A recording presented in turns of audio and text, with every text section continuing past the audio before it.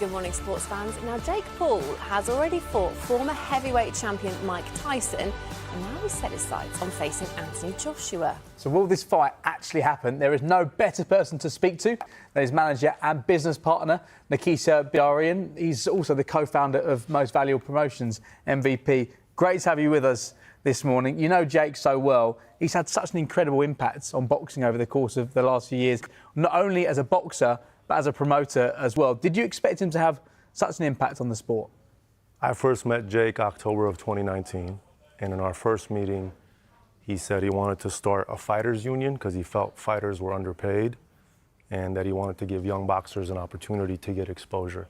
So I knew he was a different breed from the age of 21, 22, and I knew we'd have a major impact. I didn't think it would be this quickly. We started MVP 4 years ago, August 29th, so a month from now, and it's been a phenomenal ride, and a lot of it is due to him.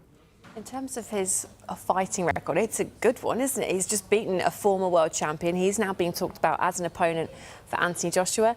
Can that fight happen? I think the fight can absolutely happen. I'm looking at it as Jake versus Joshua, which is quite biblical and it's quite impactful in many ways. If you look at Anthony Joshua, I think he is 28-4, if I'm not mistaken, and 2 of his losses are against Alexander Usyk.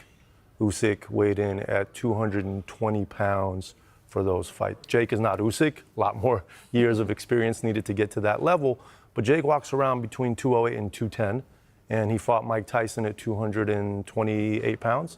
So I think size-wise, we can get comfortable with it, and I think experience-wise, Jake is learning very fast and growing, and Joshua is a little long in the tooth. So it could be a very interesting matchup, and we're actively discussing it with Matchroom. In terms of those active discussions, how far have things progressed? Is it something that you can see happening next for Jake and for AJ? I think we're looking at it happening in Q1 of 2026 is kind of the current discussion. I think it's public that AJ was taking a little time away. I think he had a little surgery. So once he's ready and once Jake is ready, we're going to squarely focus on that. There are some concerns, aren't there, within the boxing world about Jake fighting someone as powerful as AJ.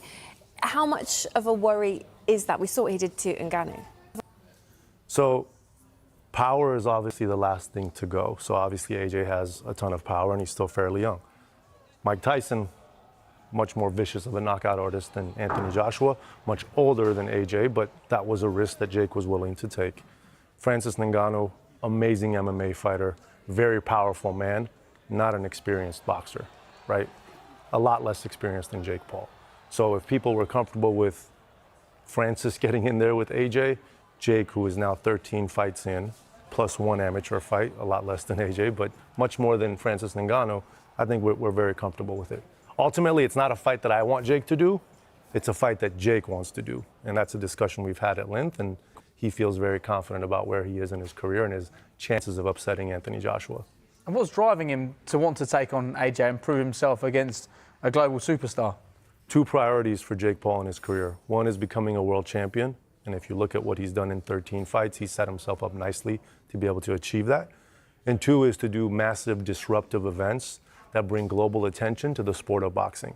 A lot of people criticize Paul versus Tyson on Netflix. But guess what? Biggest fight since the days of Muhammad Ali in terms of eyeballs for the sport. What did that result in? Taylor Serrano on Netflix, global headline event for women, right? Biggest moment in women's boxing history was a result of Paul Tyson. Manny Pacquiao just came back and he fought Barrios. Manny Pacquiao at age 46 looked pretty good.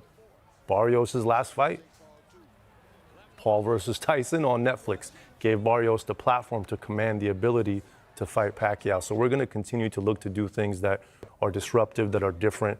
And boxing in the UK, unbelievable fan base, right? I believe it's the 2nd most popular sport. I wish that was the case in the US. But Jake does a phenomenal job of bringing in the mainstream audience into boxing events, and that's what we want to continue doing. Talk about disrupting the sport and getting those eyeballs on it. Jake versus AJ, or Jake versus Joshua, as you call it, at Wembley perhaps sounds pretty good to us. Would that be the dream venue for a fight like that? I think we're looking at multiple options. Wembley's definitely a possibility. Jake has said he'd like to do it there. He likes the idea of going in and hearing 90,000 people booing him. He kind of feeds off of that. But we're looking at the U.S. Obviously, Saudi Arabia is also an option. The Middle East is an option as a whole. but we want to do it in the most impactful way possible. And in terms of Jake's impact on women's boxing, I interviewed him before that first fight between Katie Taylor and Amanda Serrano, an incredible trilogy. We saw the third fight very recently, two remarkable fighters. Just how proud are you of what you've been able to do with women's boxing, and what are the plans for the future? When we started MVP, we had three priorities. One was to be fighter first. And my background before boxing was in the UFC. And the UFC, I believe, is the best promotional entity in combat sports. But everyone knows it's not a fighter-first organization. So that was important for us to be something that fighters looked at and said, these promoters, this company really takes care of me.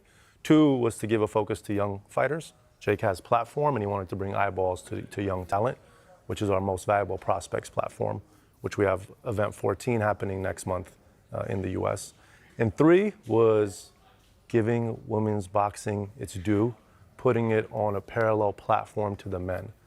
During my tenure at the UFC is when we started women's MMA. I was lucky enough to be there for the rise and fall of Ronda Rousey.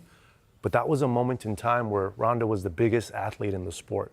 And you've only seen that once before with a professional female, and that was Serena Williams. So that was pretty special. So when we set up MVP, I knew we had the opportunity to bring women's boxing up. I'm not saying to be as popular as the men on a consistent basis, but to hold its own. We needed a trailblazer athlete. We identified Amanda Serrano, who at the time was 42 fights into her career, 7-division champion. And now she's 52 fights into her career, 10 fights with us, and they just headlined Madison Square Garden for a second time and set records. You're also showcasing some top UK fighters as well, Savannah Marshall, Ellie Scottney, Chantal Cameron. How confident are you can take women's boxing in this country as well to the next level? Well, I'm super excited to announce that on the show we have signed Terry Harper as well. Terry, the first 3-division female champion from the UK. She has fought in 5 different divisions, 20 fights into her career.